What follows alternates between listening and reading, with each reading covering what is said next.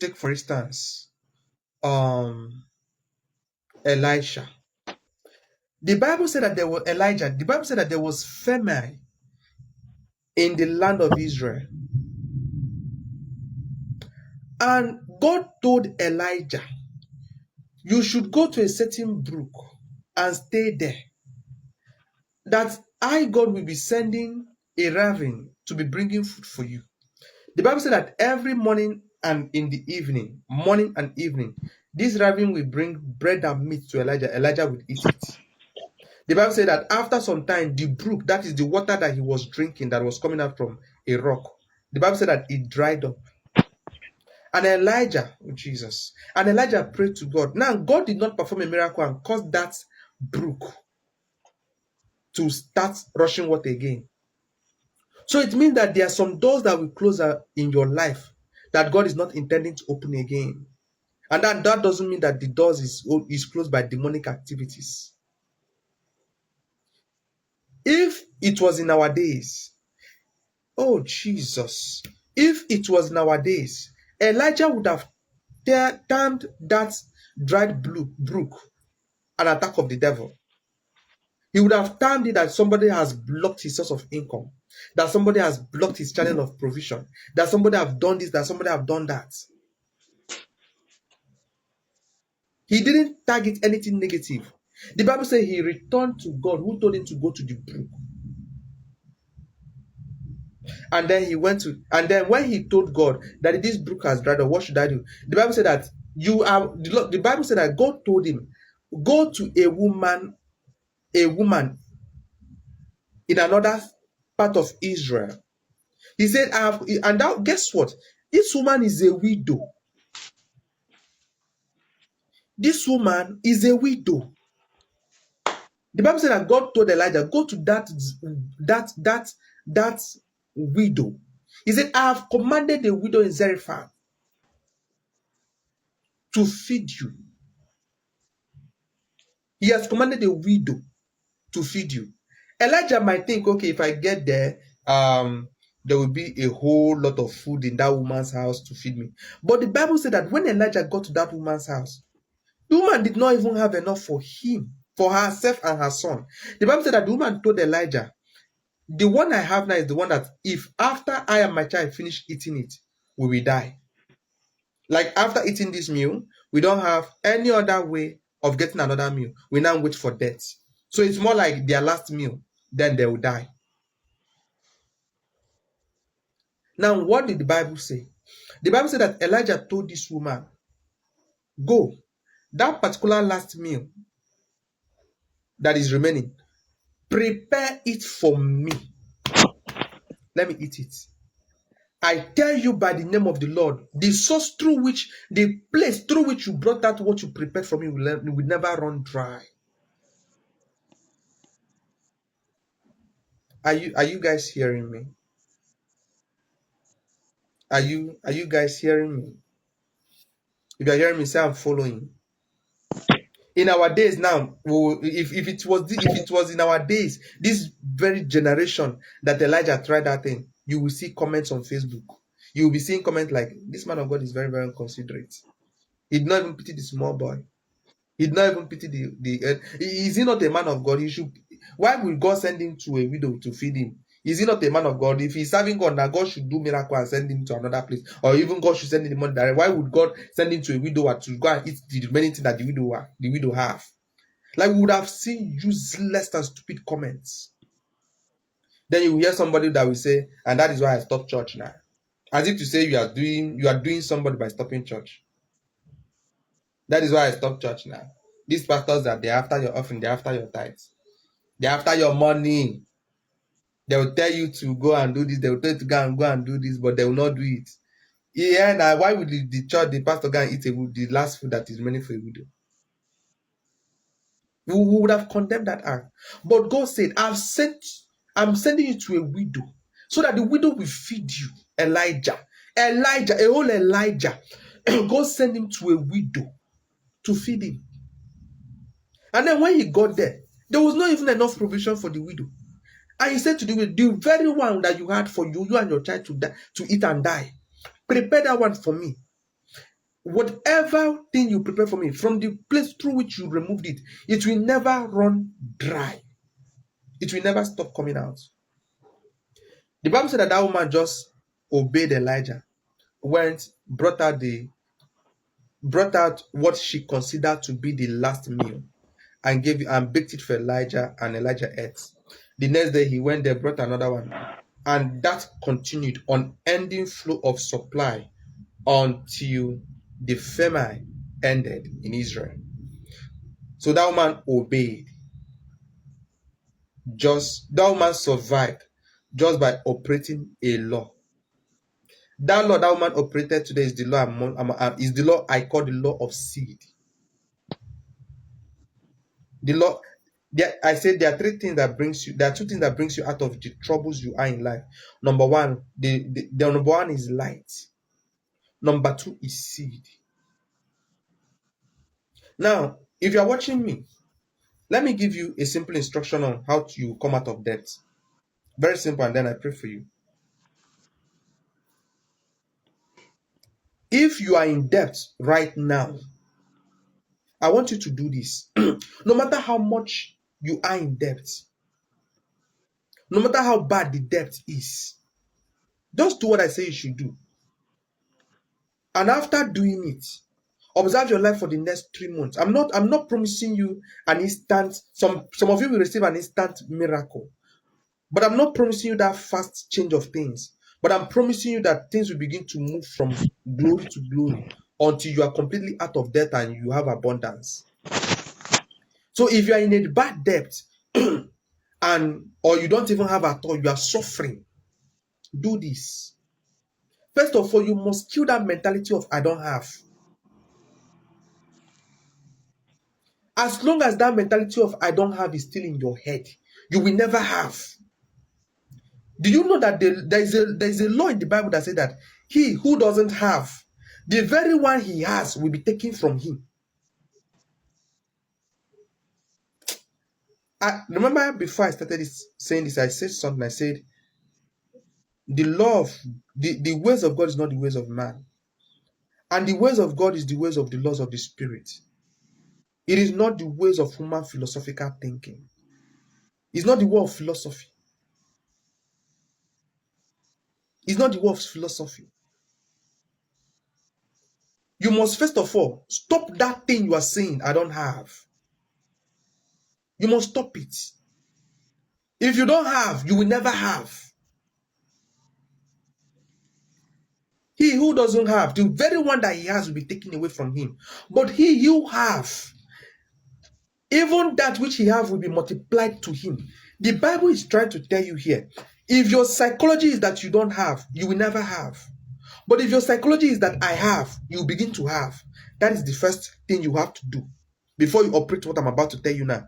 If you are doing what I'm about to instruct you now, you still have this mentality of I don't have, you will never have. So first of all, you must end that mentality of I don't have. Kill it. It should die today. Now, the first thing, no matter how bad it is, you still have enough money to buy food and eat. You still have enough money to drink water. You still have enough money to buy medicine for your drugs. I don't have, but you are eating. Now imagine if that widow told Elijah that he doesn't have, that the last one he has, that she would share it with her child and eat. I'm telling you, after that woman ate that food, she would have died. And guess what? God would have sent Elijah to another place. Now remember, God has been feeding Elijah through a raven, not even a human being, through a raven and a brook. So God was never in need of any man to help Elijah. But because of that widow, you don't know the prayers that widow have prayed. And then God had to send Elijah as an answer that as long as Elijah is with this woman, she will never lack what to eat. She will never die of hunger. So Elijah was an answered prayer to her. Not a man who was sent to take the remaining one that she has I mean, Elijah has been staying for months in the brook. So could it be that the prayer of that woman dried Elijah's brook so that Elijah can go and meet her for her survival? Now imagine after praying that prayer, God now sent Elijah, and Elijah now told her, go and prepare me the last thing you have. Go and give me that seed that you have. And the woman will now say, that seed is the last thing we have to eat though. That woman will eat that seed and die. So the first thing, kill the mentality of I don't have. It should die. The second thing, start from any amount you can. That money you have for to drink water is a seed. I don't care how you understand this preaching, is your cup of tea.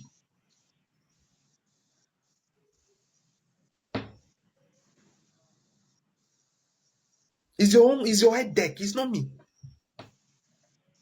In fact, I'm not even saying that you should give me the money. But you can operate this law. It's a law in the spirit. The law of seed time harvest. Seed time harvest. If there's no seed, there can never be any harvest. So when that woman called me and said, man of God, I don't have any money. I'm in bad debt. I told her, what can you sow as a seed? What can you sow as a seed? He said, man of God, I don't have anything. I said, this is your biggest problem. You that is watching me, if you can be able to raise money to buy food, from that money that, let's say you have 10 units. Let me use the word 10 units. $10, 10 naira, 10 Ghana cedis, 10 whatever currency or of the country you're watching me from. You can, let's say to buy that food, you can buy it with 10 units, okay? You can decide to use 8 and buy the food. That too, send it as a seed to God's altar. Tell the Lord, you are sowing this seed for a breakthrough. You are sowing this seed for abundant supply. Now, this is what will happen. After you sow that seed, this brings in the number 2, where you say, in the name of Jesus Christ, on this seed is returning back to me 100-fold. So let's say you sow $2, 2 naira, 2 Ghana cedis. So if it should return back to you in 100-fold, that means it should be coming back as $200, 200 Ghana cedis. It might not necessarily come out as that, come back to you in full 100-folds. The Bible said that there are some that will receive 60, there are some that will receive 20, there are some that will receive 10. But what will happen is that when you sow that money, there are 3 things that normally happen. Number 1, either a sudden opportunity for a business happens, and you see yourself, you do that business, more money comes in. And that's number 1. Number 2, either somebody just calls you and dash you money, gift you money, or gift you that thing that you are really, really in need of. Number 3, either somebody just calls you and cancel out your debt. These are the 3 ways that it can happen. Now, this is where the problem is. Somebody sows his seed, and then a little miracle happened. That miracle, let's say you sold that $2, then all of a sudden somebody gives you $200. You spend the whole $200. You just spend the whole $200. You forgot that for every harvest, within every harvest is also another seed for another harvest. If you gather everything you got from your harvest and eat everything, where would you get the seed you sow for another harvest? So for every harvest, there is a seed. So all you have to do is, don't say I don't have. Whatever you can get, give. Give. Sow it out. Sow it out. If it is $2, no matter how small, don't wait to have big money. No. That is where Satan deceives you. You think that $2 is too small. You think that 3 Ghana cedis is too small. You think that 3 naira is too small. No. Start from where you are. Let me tell you people something. There was a year that came, I entered into a covenant with my sons. I said, from today, I will give God 30% of every money that comes to me. I started it. I have not stopped it from today. In fact, I'm even doing more than 50, more than 30. I've said these things before. Now, what started happening is that I started with 1,000 naira. If 1,000 naira come to me, I will bring out 300 and I will sow it as a seed. I'll bring out this, I'll sow it as a seed. I'll bring out all this, I'll sow it as a seed. I did it for like 5 months. By the end of 5 months, I was sowing 10,000 naira, 10,000 naira, 10,000 naira. I did it for, and I continued. I continued. I continued. I started. After I continued, after 1 year, I see myself sowing 50,000 naira. After a year and 6 months, I saw that I'm okay. I can now sow 100,000. I can now sow 100,000.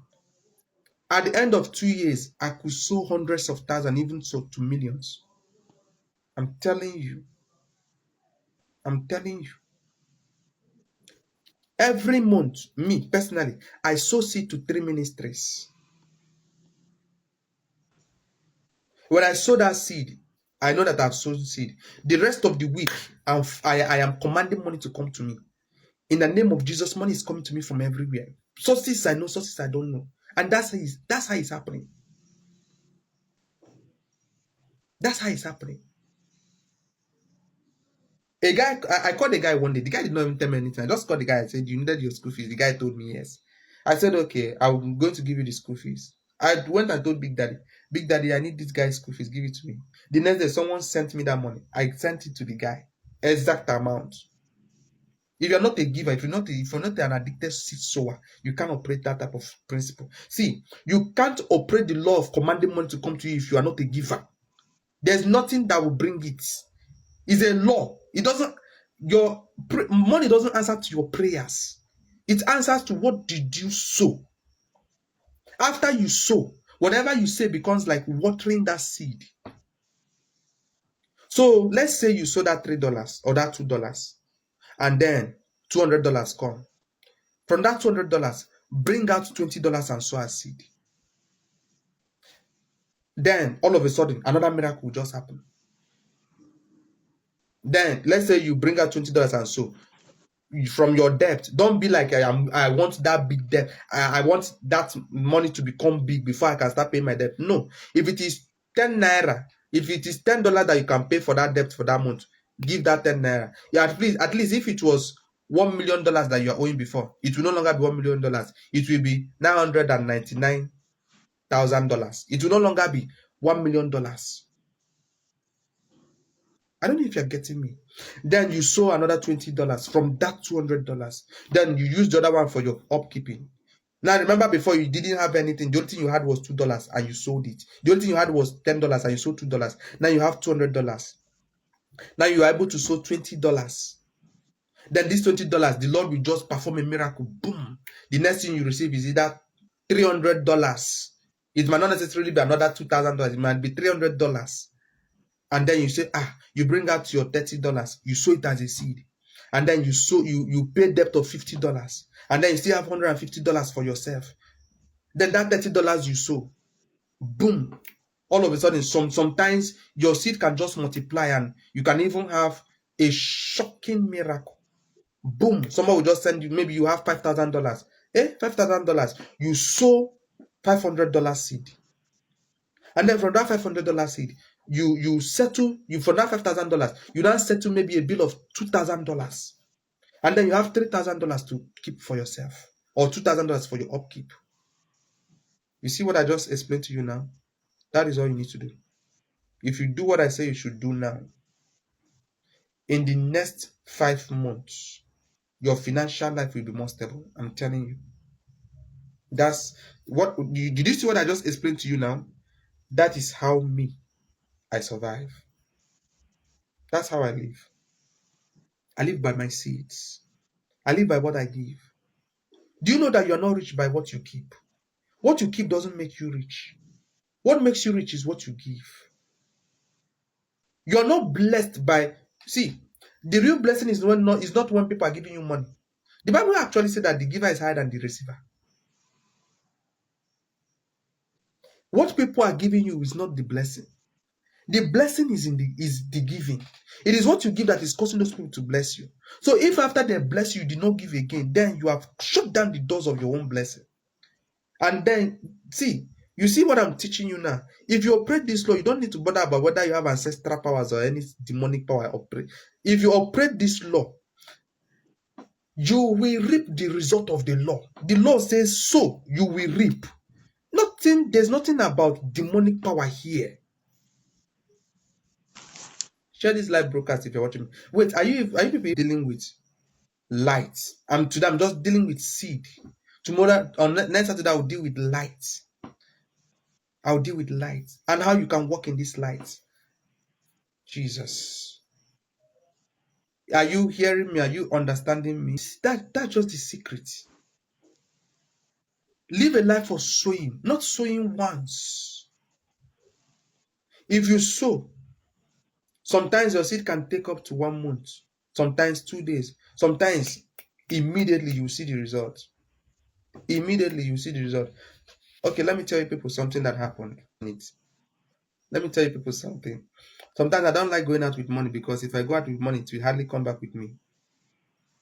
I can see people that is somehow, I'll end up sharing the money, like everything will finish on the road. So if I want to go out, I pick the money I actually need. If not, there's a tendency. My daddy told, my